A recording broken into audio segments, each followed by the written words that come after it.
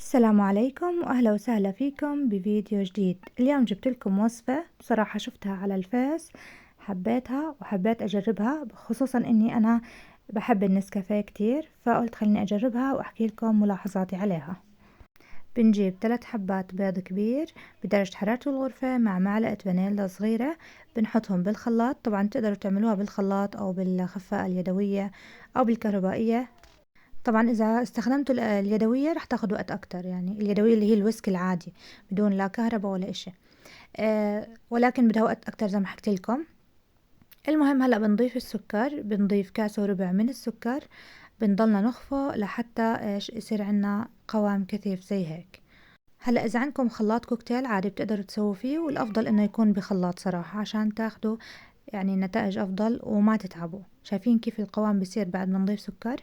وهلأ بنضيف كاسة إلا ربع من زيت النباتي، وبنخفقهم مع بعض كتير منيح لحتى يتجانسوا.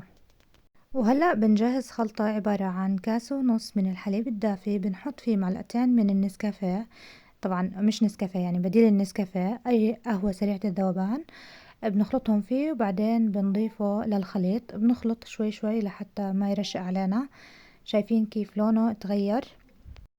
بنخفق لحتى تذوب كل المكونات مع بعض. وهلأ بنشيل الخلاط لأنه رح نشتغل يدوي، بنحرك منيح لحتى نتأكد إنه كل السكر داب وكل المكونات دابوا مع بعض. بالنسبة للطحين بنجيب عنا كاستين ونص من الطحين ومعلقتين من النشا ومعلقة ونص كبيرة من البيكنج باودر ورشة من الملح. بنضيف النص الأول من الطحين. تمام، طبعا الطحين انخلوه ولازم تستخدموا طحين متعدد الاستخدامات. يا جماعة بالنسبة لصوت ابني بالفيديو فهذا الاشي لازم تعودوا عليه لحتى يكبر ويعقل، لانه هيك اللي بتكون لازم صوت ابنها يطلع بكل الفيديوهات. المهم نرجع للوصفة. بنحط الدفعة الثانية من الطحين وبنخفق كتير منيح، بس بنخفق بهدوء، يعني هون عشان انا مسرع الفيديو لحتى تمتزج كل المكونات مع بعض. بنجيب اكبر صينية، طبعا هاي نصيحة مني، شايفين قد ايه صينيتي كبيرة؟ بتجيبوا اكبر منها لانها طلعت كتير خميلة. بتجيبوا أي صينية وبتدهنوها زيت وبترشوا عليها طحين. بندق الصينية دقتين لحتى يطلع الهواء وبنحطها بالفرن. طبعا الفرن محمى مسبقا قبل ب10 دقايق أو 5 دقايق على 180 للرف الوسط لحتى تستوي.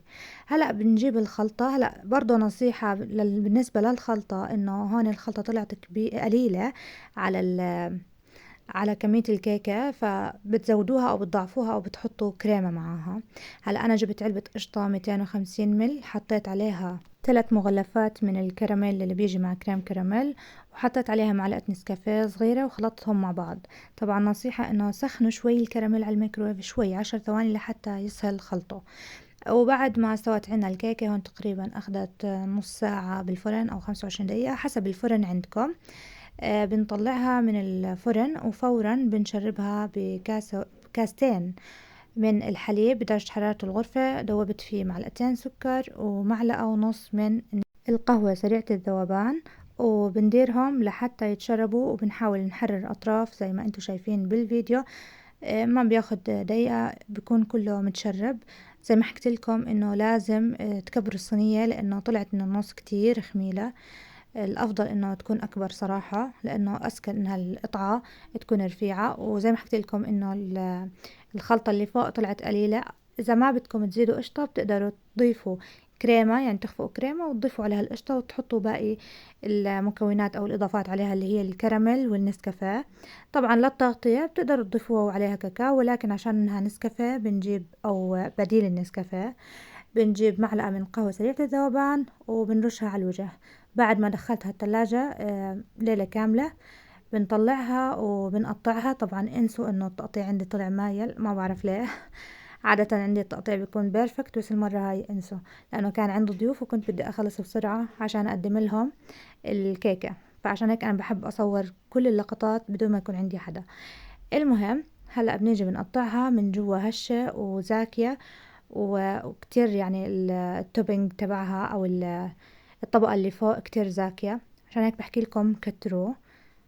تقييمي لهاي الكيكة يعني خلينا نحكي بمصداقية 9 من 10 للتعليقات اللي حكي لكم اياها، اللي هي انها خميلة، يعني لازم تكون ارفع من هيك، والخلطة من فوق بتكون سمكها اكتر. تمام، ولكن هي كطعم كتير زاكية.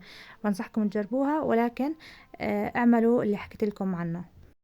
وبما إننا وصلنا لآخر الفيديو، لا تنسوا تبعتوا هذا الفيديو لأصدقائكم لحتى يشوفوه معاكم، ولا تنسوا تدعموني بلايك وكومنت وشير وسبسكرايب للقناة، واحكولي من أي مدينة بتتابعوني.